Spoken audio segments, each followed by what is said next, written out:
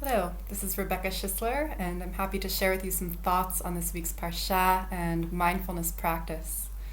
Parshat Behar includes laws for Shemitah, the sabbatical year every 7 years.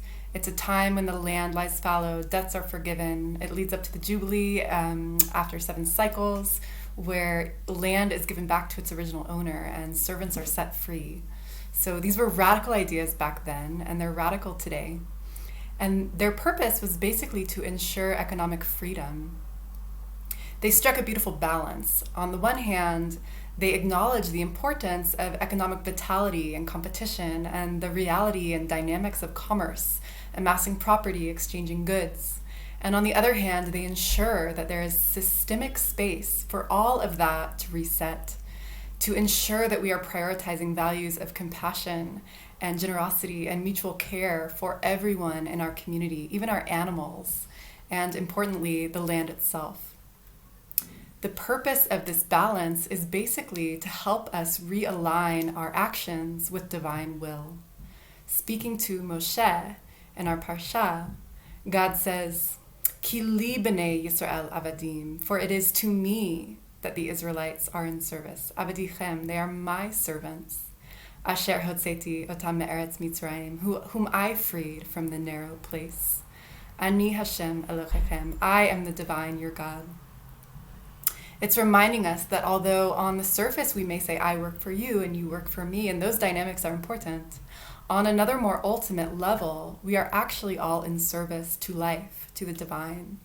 So Shemitah is revealing this deeper level of reality wherein everything is sacred and ultimately in direct relationship to God. Mindfulness practice also illuminates the importance of this balance. When we pay attention, we become more aware of the impact of our actions, and naturally we want to improve that impact. We want to become more impeccable. We want to grow. We want to be more productive in our contributions to the world. And at the same time, when we pay attention to our impact, we see how human we are. We see that we tend to make mistakes. We unwittingly harm ourselves and one another due to our blind spots or moments of confusion or other difficulties. And so we need to balance our pursuit of productivity and improvement, which is really important, with care and compassion and boatloads of forgiveness for ourselves and for one another.